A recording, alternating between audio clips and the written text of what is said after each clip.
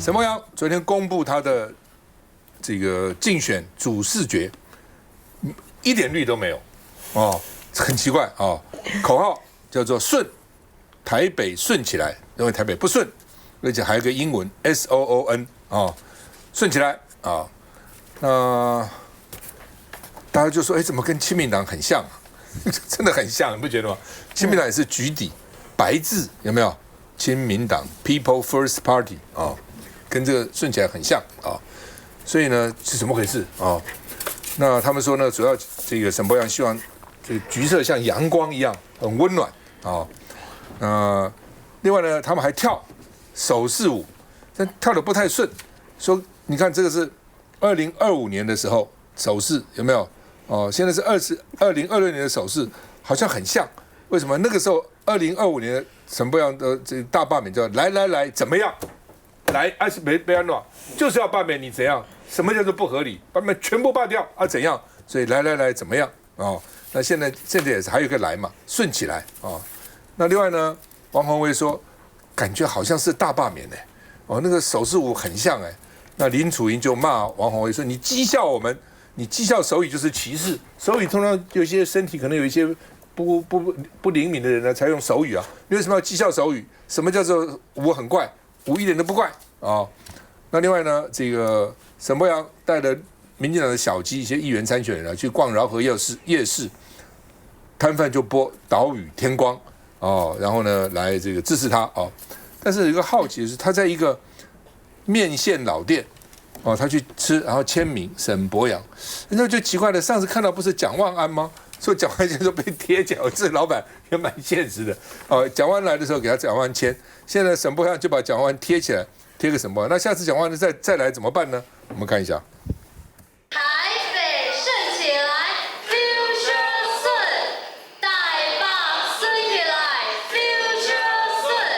来，怎么样？大罢免，大成功！来，怎么样？大罢免，大成功！动算，博洋，动算。还没开始逛夜市，不少民众就排队等合影。沈伯洋不止白天跑行程，晚上也要到夜市拼路站。因为我就是在这边长大的，所以饶河夜市应该是我小时候最常来的夜市。那所以呢，等下往那边是慈幼宫嘛，慈幼宫也是我小时候应该是算是最常去拜的庙。沈伯洋周二逛夜市也要展现目击气势，带上的是绿营在松山信义区的议员和参选人拉抬选情。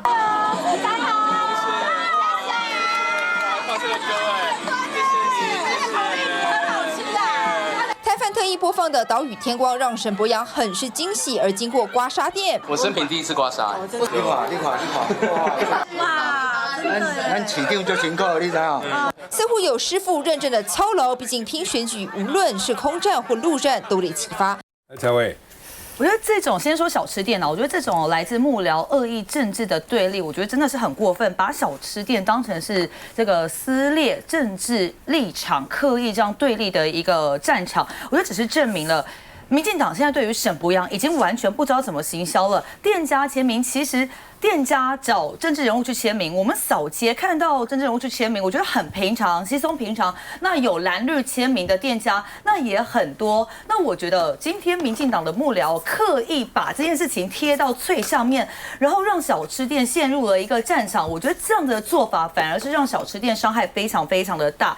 那我觉得更凸显出现在民进党的这个心胸非常非常的狭隘，只有政治算计。那沈伯洋他要出来选台北市长，应该是要好好把他对台北的蓝图，把他对台北未来的想象，应该好好的讲出来。但是我们现在看到的不是，他没有好好的把台北的蓝图、台北的想象，未来他想要对台北做什么事讲出来，反而是设计这样子的一个舞蹈。那这个舞蹈说实在的，从昨天到现在，我在网络上面看到迷因梗已经非常的多，跟大罢免那一些很奇怪的舞就有异曲同工之妙啦。那尤其沈伯洋呢，你会发现他每一次在他发言的时候，不是很奇怪的迷原因就是说，哎呀，这个蒋万安啊，什么能力都没有，他的能力大概只剩下帅，然后又要说蒋万安不回应他，那很奇怪，请问一下，蒋万安是要怎么回应呢？对我很帅，但是我的能力不是只有帅，不可能这样子回应嘛。然后不是讲这个，就是一开口就是抹灭蒋万安的政绩，蒋万安的这个他所对台北市做的贡献。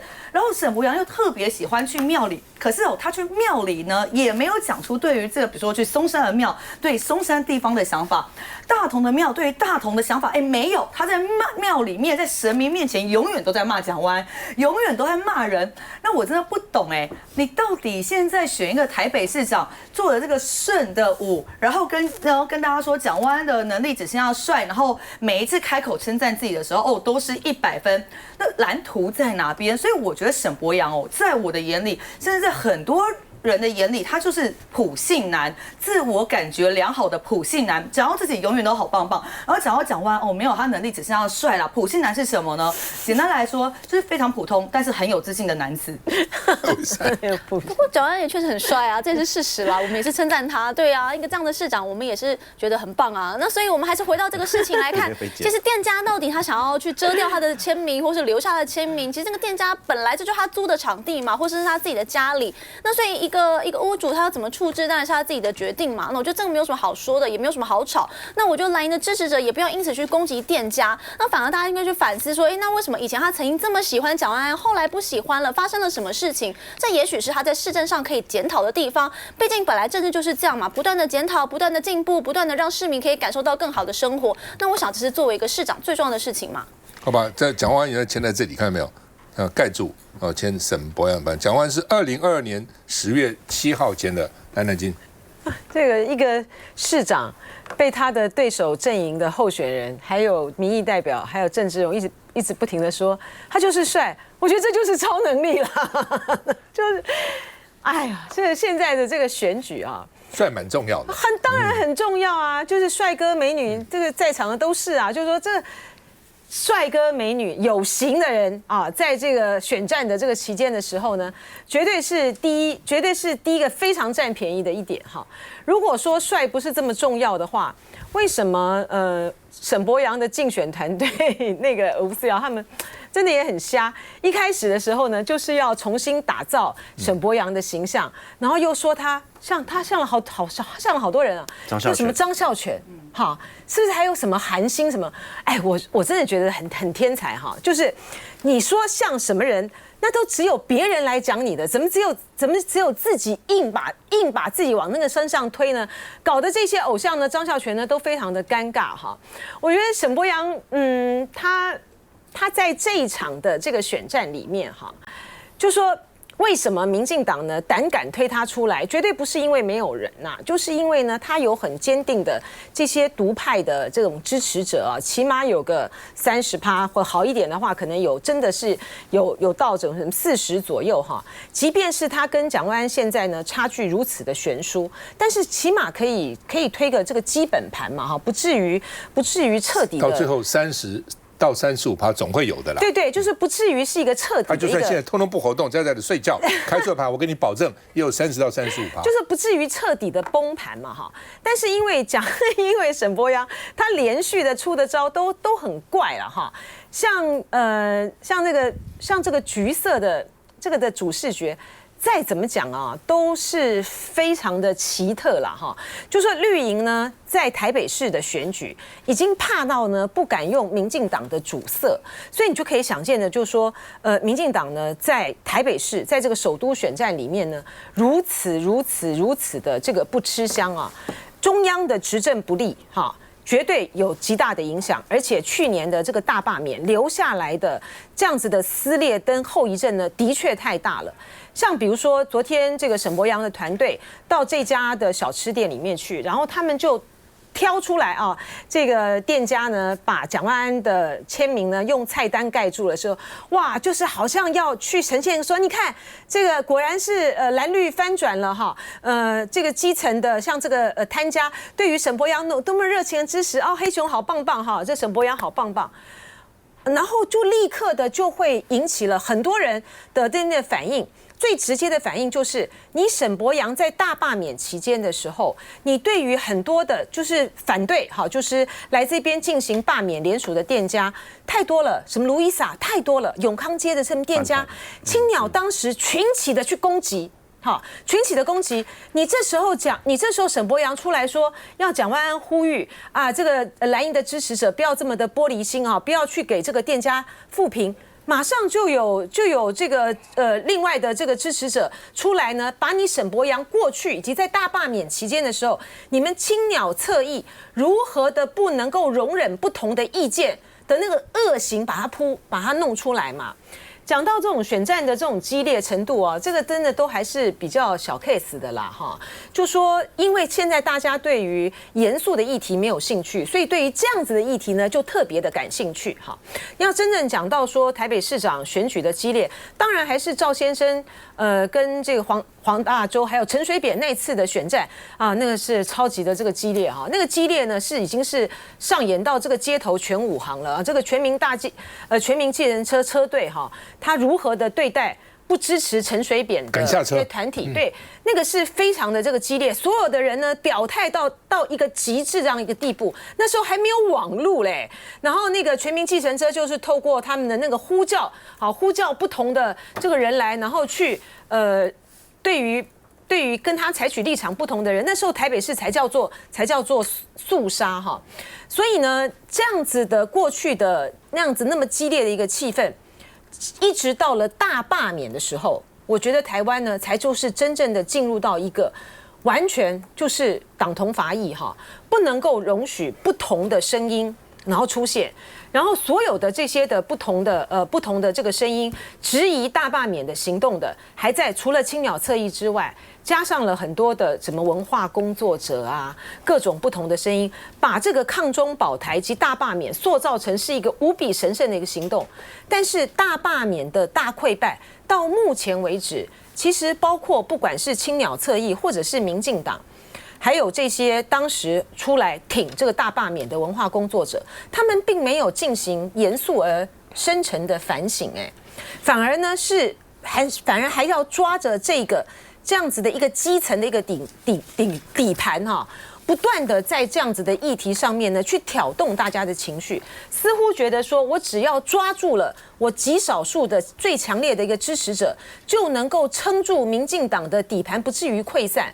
我觉得这个对台湾的未来的不管是任何的这个执政的政策的讨论，或者是选举来讲，都是很严重的一件事情啊。大罢免让大家学这个教训啊，就是台湾的社会再怎么样平常啊，虽然有蓝有绿，但是基本上公道自在人心。它还是有一个稳定的力量啊，我觉得它是可喜的地方。另外呢，我如果是这个面线老板，都签名有什么不好呢？蓝绿都来不是更好吗？我干嘛排斥一方？哦，不相信你过两天，他这个牌子拿掉，他两个都会放上去的。休息再回来。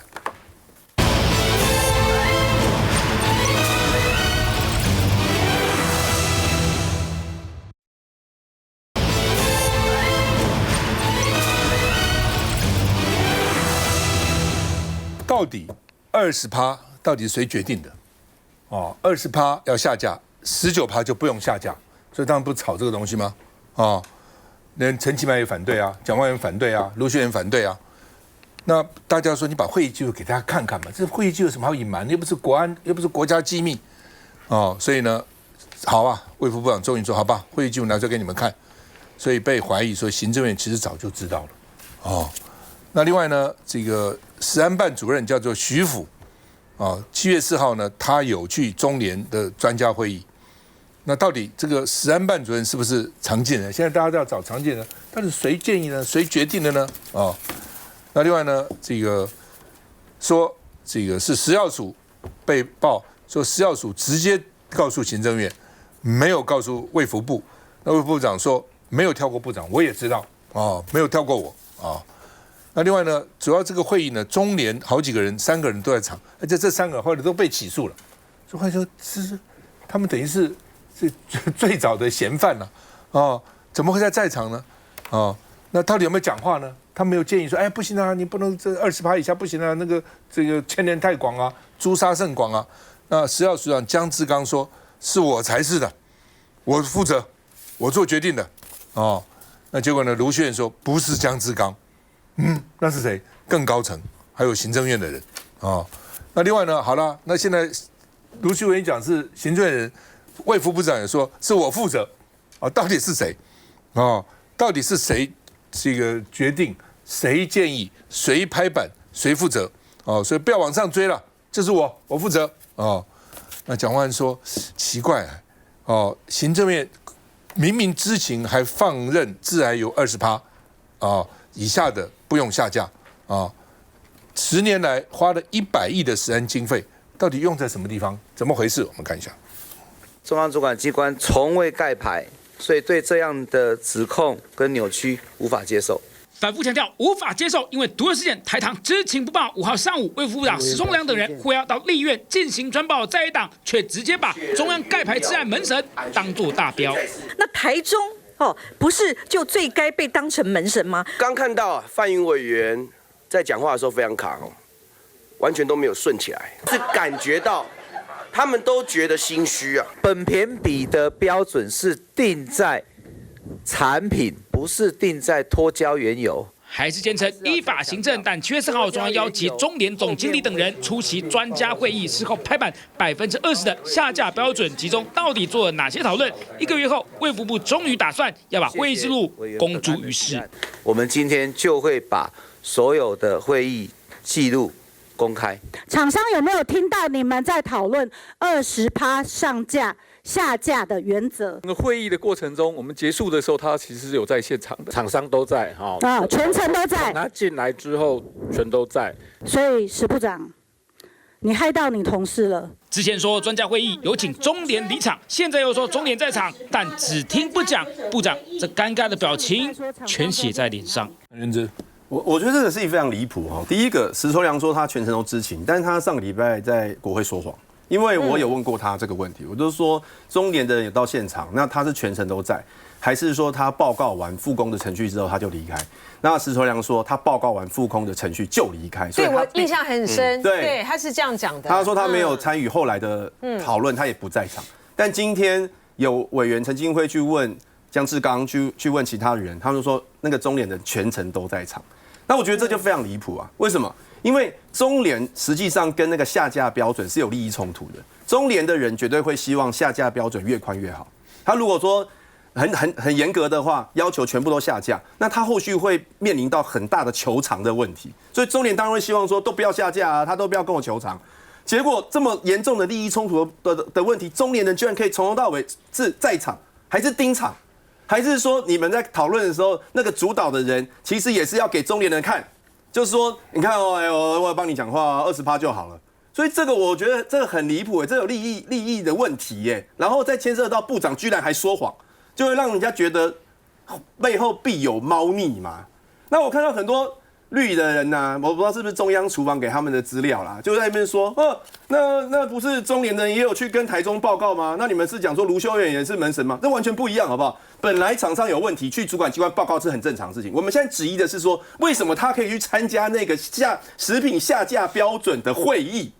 那台中又没有在讨论下架标准，他去报告本来就很正常的事情，所以故意在那边混淆视听，就是在掩盖这件事情。我觉得这个是很离谱。那第二个就是大家想要知道20%是怎么定出来的，它是根据什么嘛？那我问石垂良，他也答不出来，他就说就是专家定的。那专家是根据什么嘛？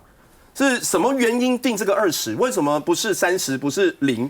是瓦杯还是骰子还是什么原因？他也讲不出来。那当然，所以大家就说，那我们来看会议记录，请问一下那个过程到底是怎么样？这怎么样出现这20这个数字？所以石崇良说，那他会公布会议记录。但我跟大家讲，大家也不用太期待了，因为这个会议记录有委员已经拿到了，其实根本就没有过程，他就直接是有结论，而且所有的专家是 A 专家、B 专家、C 专家、D 专家，你根本也没有办法了解到底是为什么。所以这中央就是显示一连串的盖牌。那民进党现在呢，像刚刚大家看到那个很不顺的那个范云。他就说台中不用负责吗？那我就觉得，请问一下20%这个东西跟台中到底有什么关系呀？台中是他们现在一直讲说，台中你只要多抽查几次就会防止，是吗？每一天产那么多的油，他就算马不停蹄的每一桶都去抽查，也有可能有漏的啊。那现在大家讲的是你的制度的问题，还有为什么第一时间你护航厂商，你可以要求不用下架？现在关键在这里，门神的问题在这边，所以我觉得民进党不用再混淆视听了。然后呢，再讲一下这个，刚罗廷伟说顺，当然我觉得沈伯洋确实是带给我们很多欢乐啦，然后特别是昨天记者会之后，其实罗廷伟在今天的那个咨询表现这个顺起来之后呢，现场都在笑，所以谢谢沈伯洋，我觉得他是对大家还是蛮有贡献。但我是建议他几件事情。第一个，他昨天讲说橘色背板不用绿色，是因为他要营造那种温暖阳光的形象。我觉得行销是这样啊，你不能跟你原本人设差太远。譬如说王定宇如果把自己包装成说他很忠诚，他不会当掉北亚，就失败嘛。对，所以他真的因为沈伯洋大家都印象都很深刻，去年那个大罢免。他出力多少，意见不同就贴你标签，说你共匪，要置之于你死地，所以整个社会才会这么混乱。像我们在路上常常被人家不当的对待，就是这样煽动出来的仇恨嘛，那都是沈伯洋就是关键的角色啊。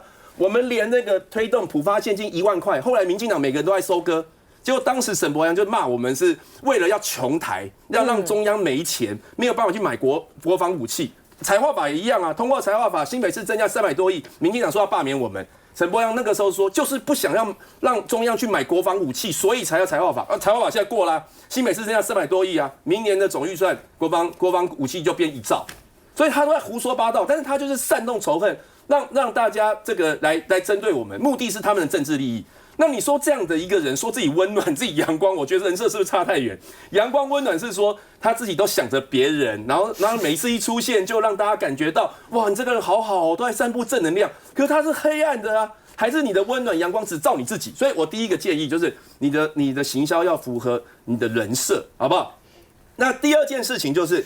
你是打算废话，就是用废话一招半式闯江湖吗？因为其实顺这个事情不是第一次讲，他有一次接受媒体专访的时候，他就讲说，他说哎呀要让一个人顺顺的过一天，如果当每个人可以顺顺过一天，休息的时间可以对齐，就有相处时间，就可以去购物，经济就可以发展，文化就可以滋生，就可以跟国际接轨。好，他讲了什么？什么都没讲。那他这次这个让台北顺起来，他还拍了一个影片哦，我特别去看哦，他那个影片也是这样，他说啊台北现在很不顺，那这个只要台北的交通顺了，呼吸顺了，城市的步调就可以顺了，大家就不用花时间来等待。你讲了什么嘛？这就好比说，我说如果我头发变多了，然后这个头发蓬松了，那我就不用担心我头发看起来少。我什么都没有讲。沈伯洋，你是真的打算就是说废话到1月28号吗？但是我跟你讲，有一个具体的办法可以让台北顺了，你真的可以做得到。就是他上次不是出国嘛，对不对？然后喊了一个口号嘛，要把台北的问题带出去，把世界的答案带回来。他真的做到了，他把那个陈培瑜跟吴思瑶带出去了嘛，把这2个台北问题带出去。结果我们教育文化委员会变好顺哦，我们因为这2个问题不在啊，我们让校事会议哦，就是让老师很痛恨的校事会议的改革往前推一步，因为本来都是他们在挡。然后呢，我们把营养午餐法也送出委员会，所以。怎么样让台北顺呢？你再出国好不好？去美国8天太少，欧洲也要去一下啊，非洲也要去一下，还有大洋洲，你就尽量去，然后去做无限城，然后记得要把台北的问题带出去，那我觉得台北就会顺起来。刚原是讲我吓一跳，说那个会议记录哈，专家就是 A 专家 B 专家，没错，可以这样子吗？很奇怪，对，这种会议记录一到名字，你那个专家都知道是谁嘛，对不对？你请了哪些人嘛？7个专家。那他的名字要在里面才对啊，怎么可以把名字？那表示这个记录根本不是当时真的记录，是事后再炮制的记录。你自己想看，我们在公家机关有服务过嘛，对不对？怎么可能记录给你记个 ABCD 呢？开始就讲，各位专家，请你们尽量翻也没关系，你们名字我们都会遮住，这 ABCD 不可能嘛，对不对？现在给你们看的一定不是当时的记录，我保证不是当时的记录，他才会用 ABCD 嘛。那如果这是一个秘密的，那就开秘密会议就是了嘛，也不能用 ABCD 嘛，不可以这样子的。哪有会议记录，公家的会议记录，说这个 A 专家、B 专家、C 专家、D 专家，这到底是什么？可以这样子吗？我不相信有这种事情的。休息一下再回来。对啊。